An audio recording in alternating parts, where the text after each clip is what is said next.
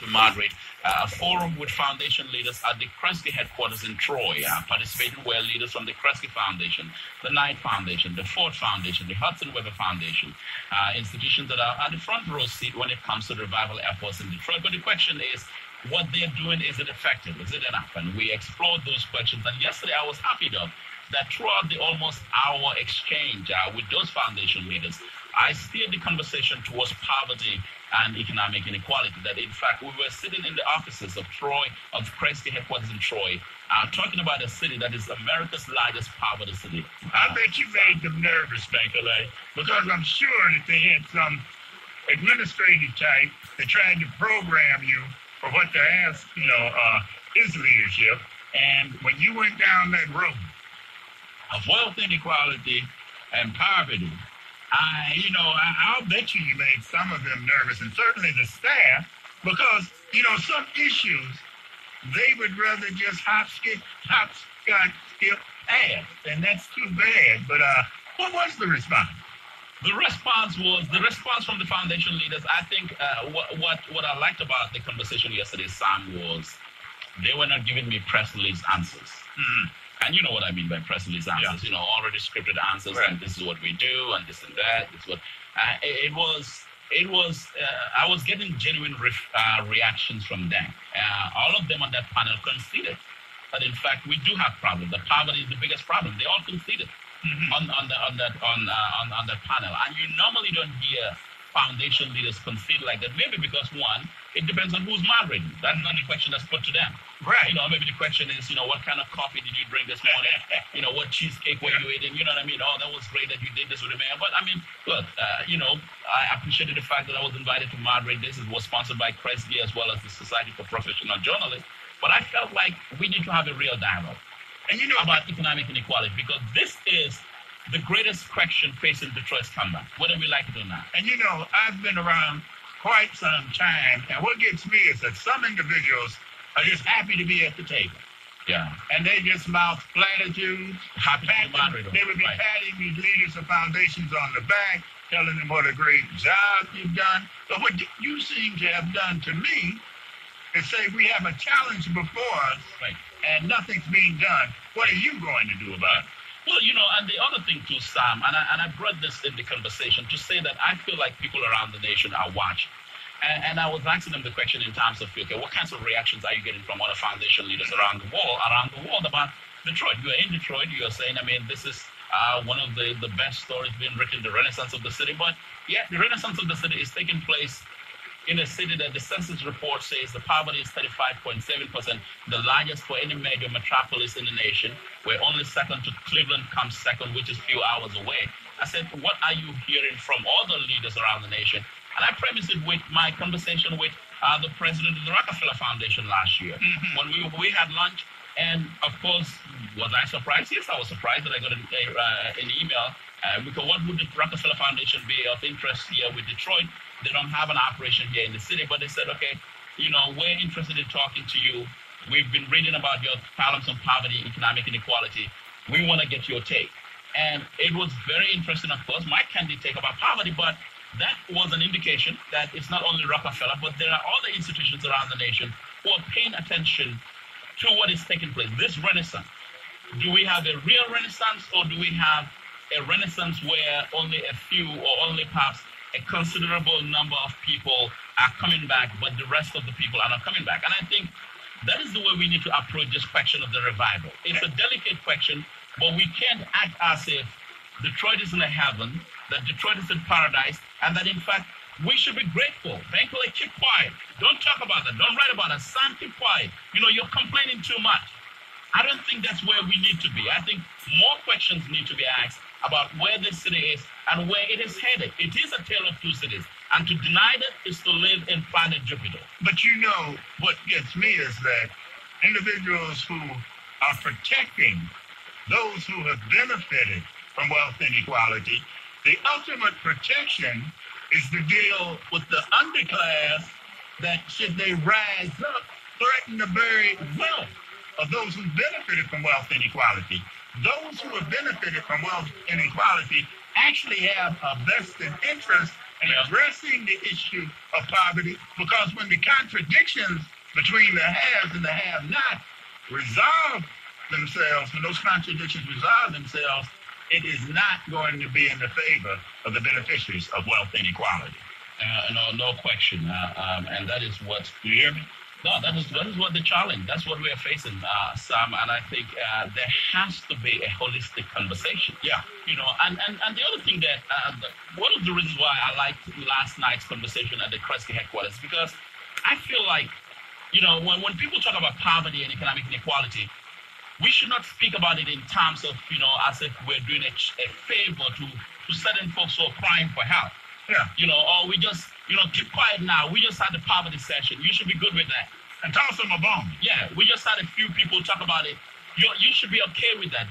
Just keep quiet. You're okay. We had the little poverty session. Sam, you're good to go. We had you on the panel. You're good now. That's enough. We gotta move back to business. I feel like if we're going to talk about economic inequality, poverty, it needs to be on the front stage. Just like last night at the Kresge headquarters, we had poverty and economic inequality front and center in front of all those foundation leaders, conceding that it is, in fact, the most challenging issue facing the city's recovery. When you finished, what was the feedback you got immediately afterwards? It was a good feedback. A lot of people walked up to me saying they loved it, and the audience was already warmed up. By the time we went to the audience for questioning, we had 20 minutes or 25 minutes of questioning from the audience. I mean, there were the questions from the audience were just a follow-up to my questions on the stage. Because what I see here in Detroit, and we're in the belly of the monster, so to speak, is again total denial in terms of Detroit leadership of the poverty issue. They don't want to discuss it. Right. And, that to me is and remains mind-boggling. But you see, in order to address such a serious issue, there must be a discussion about it. There must be critical thinking about it. And we cannot run from the issue. No. And nor can we succumb when someone says, thank you, Lee. I know you're real big on this poverty thing, but could we back off that a little bit right now and do something else just a little bit? And see, you held steadfast to your credit. Yeah. And the people who benefit from that discussion are the people right now who are, but the people who are victims of this wealth inequality, who do not have a voice, need to have a voice, and then they need to be listened to by those that shape the policy for these philanthropic and foundations that are capable of giving and committing great resource. Right. No, you're right, Sam. When I was driving to Troy yesterday, I was thinking in my car, how do I want to steer this conversation? Where do I want to take it? And how do we make this a lasting conversation where there's even a follow-up, And I was not planning on going there, do this same old, and, be excited to be on stage, not that. That was not the main motivation. But I really wanted us to have a real dialogue. Here's an opportunity to get the people that are actually writing checks. And I told them, I said, you do have, and one of the questions that came up from one of the foundation leaders from the Ford Foundation, he talked about the political will. That, we can do so much as foundation leaders, but of course there is also the need for political will. And so I fired back at him. I said, but hold it. I said, political will. I said, money influences political will.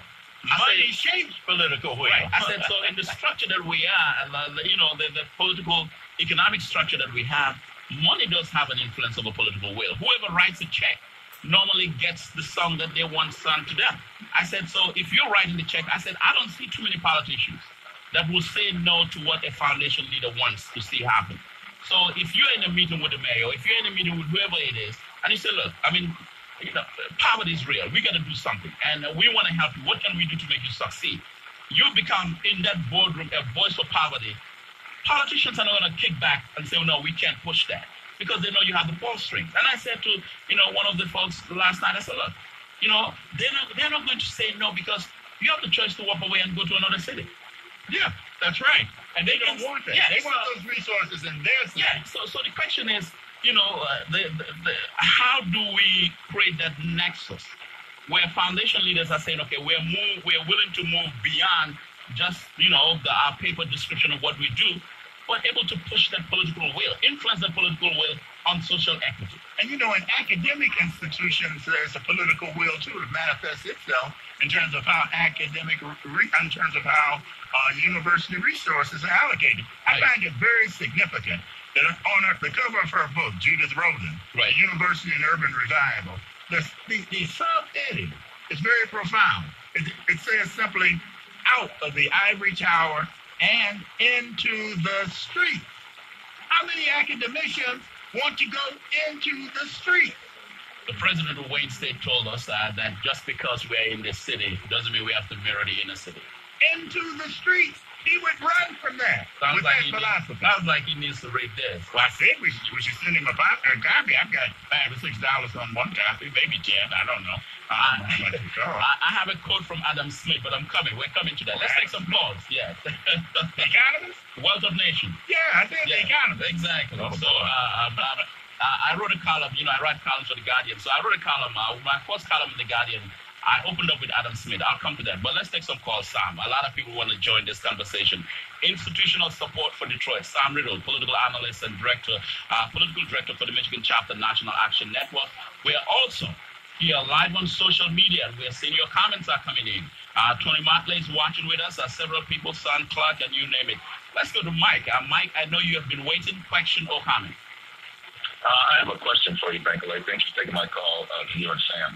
I know that the CEO's address acknowledged that there is poverty, but I wanted to know if you guys got into the underlying symptoms that puts Detroit in this situation, and that being the redlining, the racism, the extra corruption taxes, right, such as the drainage fees, things like that are holding our city back. Did you? And I know you mentioned that you brought up the mayor and writing the check, which is actually what I was talking about. But was that discussed? Did they want to get into the nitty gritty? Well, there were several organizations there that did not specifically come up, but we touched on themes and ideas that actually do encompass what you just said. We talked about, the challenges in neighborhoods and helping addressing those structural inequities that are so prevalent in the city. And we talked about in terms of targeted funding. I mean, when you write a check, are you writing a check towards that particular project, or are you writing a check towards a project that might actually affect the intended desire? And that's why I gave the example of United Way when I had this meeting several years back with Michael Brennan, who was the CEO, and I talked about, do you have a metrics where you really know that, in fact, you are getting evidence-based results based on, in fact, the money or the check that you're writing. So we talked about all of that. Thank you so much. Continue dialogue. I'm sorry. Oh, yeah. Well, we did not talk about a follow-up dialogue, but I think there will be a follow-up dialogue. Everybody in that room liked the conversation. The leaders themselves liked the conversation. So I think there'll be a follow-up conversation. And what I witnessed last night, which you normally don't see, these folks normally come in, they speak, the forum ends, and they're whisked away. Last night, they stayed in the room. I watched it, and they were engaging people one-on-one. So there was a community people. So that was that. Thank you so much, Mike. Let's do this. So I was writing Sam, one of my columns for The Guardian. I said this, and it fits right in this conversation. This was in the column I wrote for The Guardian. I said, in his magnum opus, The Wealth of Nations, Adam Smith writes, and I quote, whenever there is great prosperity, whenever there is great property, there is great inequality. For one very rich man, there must be at least 500 poor, and the affluence of the few supposes the indigence of the many. And I said that prognosis explains the gap between the rich and poor here in Detroit. That's what I was talking about when I talk about the beneficiaries of wealth inequality. Absolutely. No question. Let's take some calls. Let's go to Sean. Sean has a question or comment for Sam Riddle. Hi. Yeah. I'm a 57-year-old white male. I grew up in a white community, but I've slowly learned about black people over the past 30 years, and I've gone to school with them. I've worked with them. And I see where many times they're handed golden opportunities, and they waste them through their own efforts. I've watched girls